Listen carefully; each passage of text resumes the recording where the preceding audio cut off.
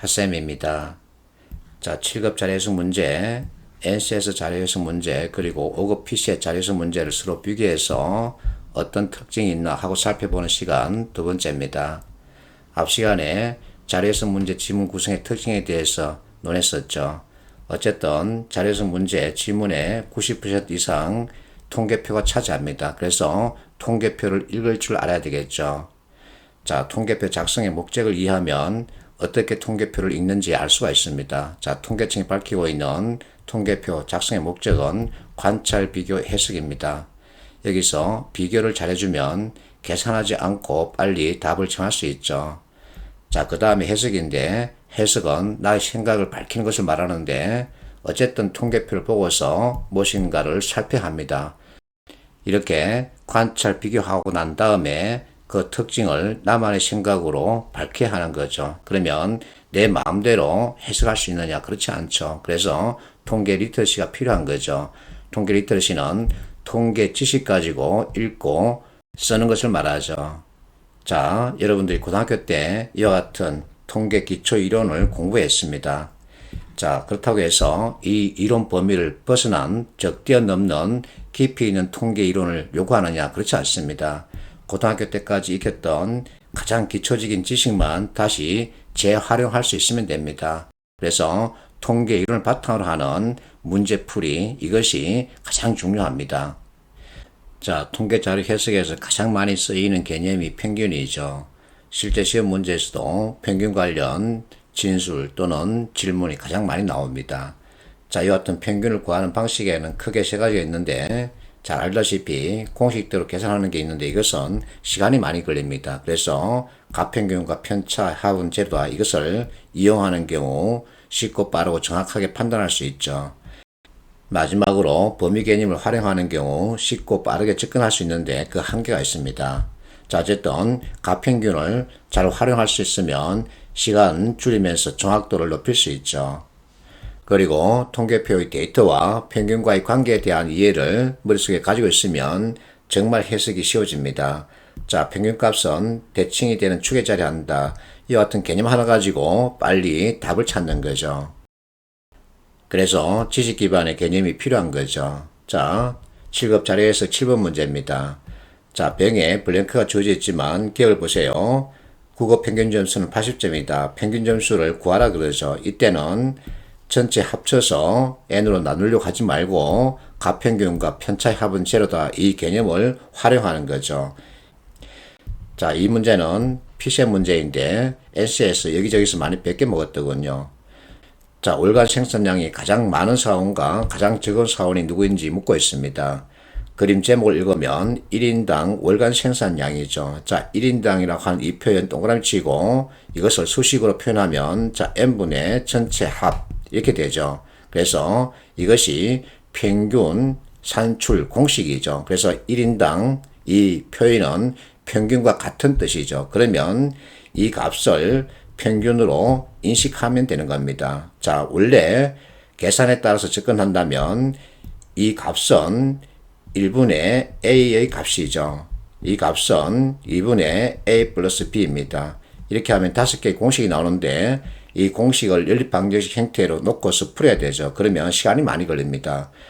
그래서 이렇게 접근하지 말고 어쨌든 1인당 이 표현이 평균을 뜻하기 때문에 평균 개념으로 보자는 거죠. 자, A는 판단할 수 없습니다. 왜냐하면 앞에 다른 직원이 없죠. 그래서 A와 B를 비교할 수 있는데 자, B가 들어오고 나서 평균이 이렇게 감소하고 있습니다. C가 들어오고 나서는 더 크게 감소하고 있죠. D가 들어오고 나서는 평균을 유지시키고 있습니다. E가 들어오고 나서는 전체 평균 또는 개별 평균을 이렇게 끌어올리고 있죠. 그러면 누가 일을 제일 잘할까? E죠. 전체 평균 또는 개별 평균을 이렇게 끌어올리고 있습니다. 자, 그러면 가장 일을 못하는 사원은 누구일까? B와 C인데 자, 그래프 기울기 가지고 보는 겁니다. 기울기, 크기. 그러면 결국은 C가 가장 일을 못하는 거죠. 그렇게 하면 답은 이렇게 4번 정해지는 거죠. 그래서 내가 놈 이렇게 보자 그랬습니다. 일을 가장 못하는 놈, 평균을 버티게 하는 놈, 일을 가장 많이 하는 놈 이렇게 놈으로 보자 그러면 학생들이 이해를 빨리 하더군요. 자, 값평균과 편차합은 제로입니다. 자, 값평균에 대한 이해인데 내가 어떤 값을 임의로 잡았습니다. 이렇게 했더니 편차 계산했더니 자, 플러스 나왔다 그러면 내가 평균 값을 낮게 잡았다. 그래서 평균을 끌어올려야 되죠. 만약에 마이너스 나왔다 그러면 실제 평균값보다 높게 잡았기 때문에 평균을 이렇게 끌어내려야 합니다. 이 개념에 대한 이해를 갖고 있으면 접근이 아주 쉽죠. 자, 이 종합점수가 평균이랍니다. 자, 밑에 주어진 이 조건에 따라서 C에 최소값을 주는 경우 이것을 버리고 최대값 95를 버리면 이 세 개의 데이터의 평균이 89가 되죠. 그래서 이렇게 접근해 가는 겁니다. 자, 이번에는 NCS 문제입니다. A팀 4번, B팀 2번, 이 선수들 값을 구해서는 평균을 찾으라는 거죠. 자, 밑에 이와 같은 조건을 주고 있습니다. 이 조건에 따라서 접근한다면 시간이 많이 걸리죠. 그래서 내가 임의로 평균을 주는 겁니다. 즉, 값평균을 쓴다는 얘기죠. 앞에서 평균의 속성 우리가 봤습니다. 그래서 가장 많이 나타나는 점수, 이것을 값평균으로 두는 겁니다. 그렇게 해서, 자, 계산하면 마이너스 10이죠. 여기 플러스 4, 제로, 모르는 값, 제로. 이렇게 해서 편차를 계산하면 마이너스 6이죠. 그러면 결국은 이 편차값이 제로가 되게끔 만들기 위해서는 여기에 6을 더해줘야 된다는 얘기죠. 그래서 48을 여기에 넣는 겁니다.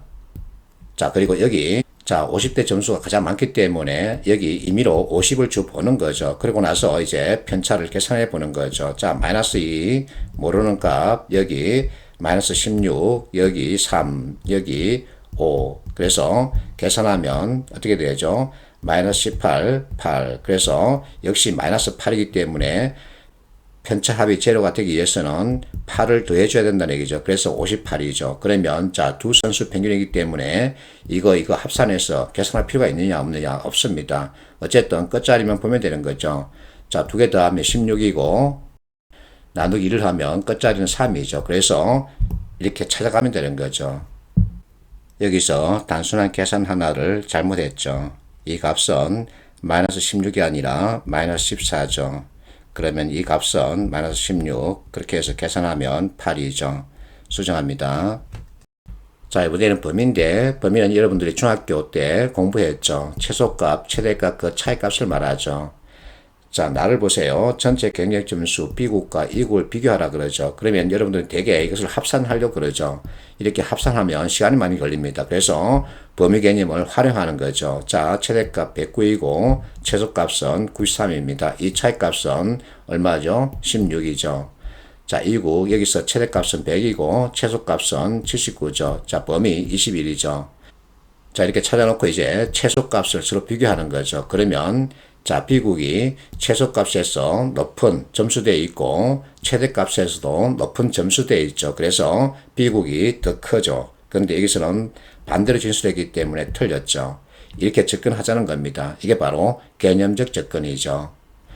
자, 이 문제는 철도공사 기출문제인데 이 문제 하나에 공식 그리고 값평균 비율 관련 변화, 관계 이와 같은 것을 다 살펴볼 수 있는 문제죠. 아주 잘 만들어졌습니다. 자, 단위 확인하고 이제 선택지 진술 보러 가는 거죠. 1번 연도별 이용객수. 자, 연도별 이용객수입니다. 2009년 이후 그래서 보면 계속 증가하고 있죠. 그래서 옳은 진술이죠.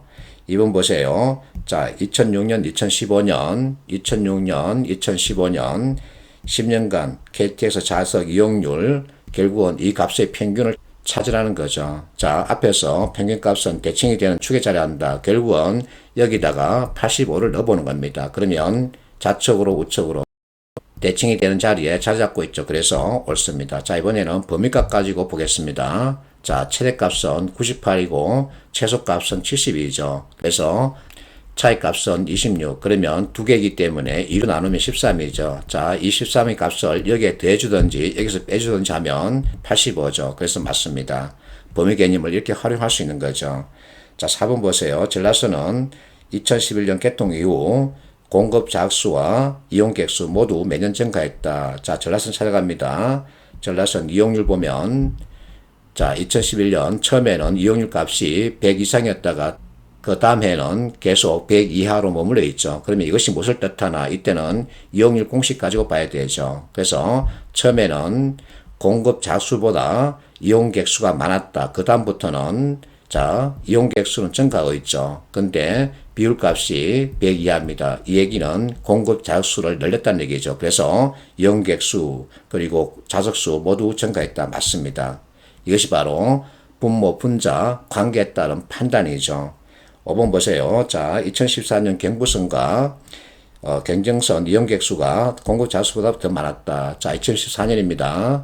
경부선 찾아가고 이용률 값은 103, 경전선 찾아가고 이용률 값은 101입니다. 그러면 자, 이용률 값이 100보다 크다는 얘기는 분모 분자의 관계에서 분자 값이 더 크다는 얘기죠. 그래서 이용객 수가 공급 자수보다 더 많은 게 맞습니다. 그러면 답은 3번인데 자, 3번이 왜 답일까? 3번 보세요. 경전선 2015년입니다. 그러면 자, 2015년 경전선입니다. 이용률 값 106이죠. 공급 자수는 전년에 비해서 증가했다. 자, 전년 비교하랍니다. 그럼 결국은 이 값을 서로 계산하라는 얘기인데 출제자는 친절하게 이렇게 분모 분자 관계를 보면 된다 하고 보여주고 있죠. 자, 4424 나누기 101, 4606 나누기 106 이 값을 계산하는데 시간이 얼마나 걸릴까? 아주 많이 훈련된 학생이면 쉽게 판단할 수 있지만 그렇지 않은 경우는 시간이 많이 걸리겠죠. 그래서 나는 경우의 수로 보라는 겁니다. 자, 분명하게 분자값은 이렇게 증가하고 있죠.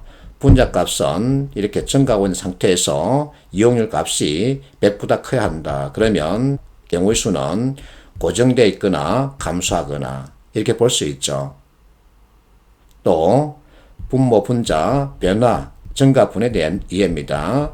분자의 증가분보다 분모의 증가분이 적어야만 전체값은 커지는 거죠. 그래서 자, 비에 증가했다. 이것만 한정해서는 안 되죠. 왜냐하면 증가하는 경우도 있고 고정된 경우도 있고 즉 변화가 없는 경우도 있고 감소한 경우도 있죠. 그래서 경우의 수 세 가지를 다 넣어줘야 합니다. 그래서 경우의 수 가지고 보면 계산하지 않고도 판단할 수 있죠. 이게 바로 개념적 사고죠.